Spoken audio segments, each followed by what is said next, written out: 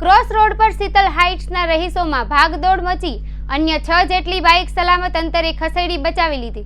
Amroli cross road ખાતે આવેલા એક એપાર્ટમેન્ટમાં ગ્રાઉન્ડ ફ્લોર પર પાર્ક કરવા આવેલી એક બાઇકમાં આગ ભભૂકી ઉઠી હતી।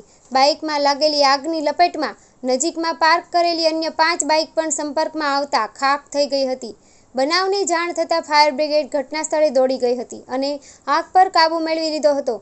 સદનસીબે આ બનાવનો કોઈ પણ ઈજાની જાનહાનિ થઈ ન હતી। અમરોલી ક્રોસ રોડ શીતલ હાઇટ્સના પાર્કિંગમાં રવિવારે મળસ્કે પાર્ક કરેલી એક મોપેડમાં શોર્ટ સર્કિટના કારણે આગ ભભૂકી ઉઠી હતી। મોપેડની આજુબાજુ પાર્ક કરેલી અન્ય 5 જેટલી બાઇક પણ આગની લપેટમાં આવી જતા એપાર્ટમેન્ટમાં રહીશોની ભાગદોડ મચી ગઈ હતી।